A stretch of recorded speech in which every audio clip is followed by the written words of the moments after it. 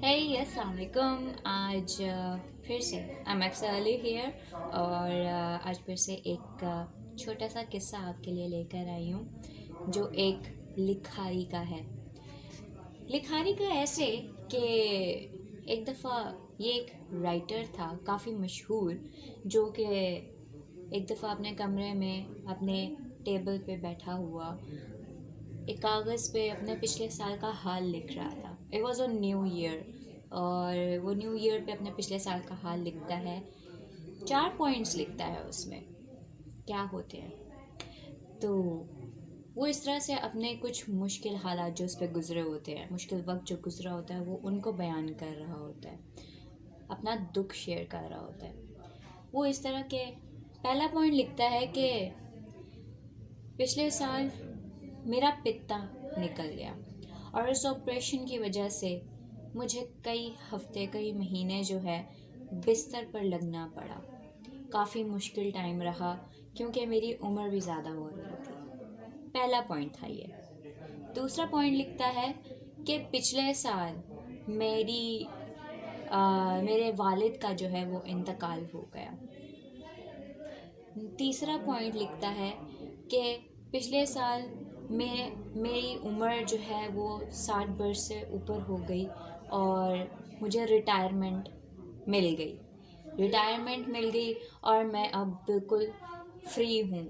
अब मेरा कोई मैं यूज़लेस हूँ, मेरा कोई फ़ायदा नहीं है अब किसी को। चौथा पॉइंट लिखता है कि पिछले साल मेरा बेटा जो है वो मेडिकल के इम्तिहान में फ़ेल हो गया और फ़ेल होने की वजह ये थी कि उसका शदीद एक्सीडेंट हुआ और उस एक्सीडेंट में गाड़ी का नुकसान भी अलहदा हुआ। ये 4 पॉइंट लिख के वो काफ़ी अफसरदा बैठा होता है कि पीछे से उसकी बीवी आती है। बीवी उनको पीछे से आती है और वो टेबल पे उसके लिखे हुए कागज़ को पढ़ती है और जब पढ़ लेती है तो बिना कुछ कहे कमरे से बाहर चली जाती है और वो अपना एक कागज़ तैयार करती है।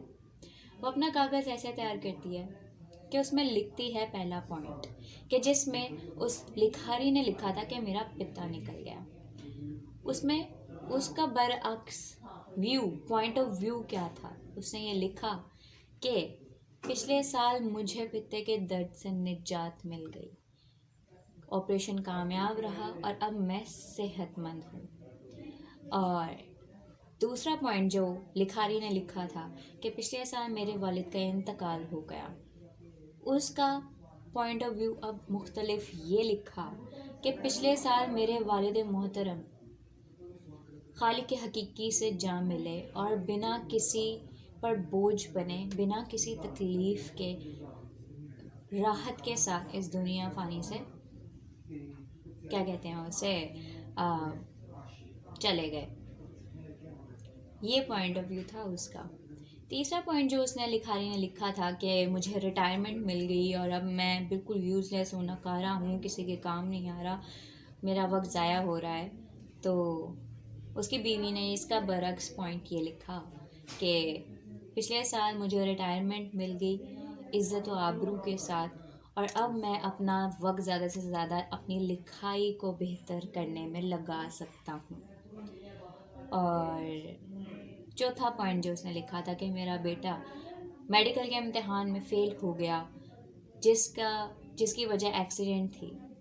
तो उसका बरक्स पॉइंट उसकी बीवी ने लिखा कि पिछले साल मेरे बेटे को नई ज़िंदगी मिली, जानी नुकसान से वो बच गया, माजूर होने से बच गया। गाड़ी और ये मटेरियलिस्टिक चीज़ें तो आनी जानी होती हैं, लेकिन मेरे बेटे को नई ज़िंदगी अता की अल्लाह ने।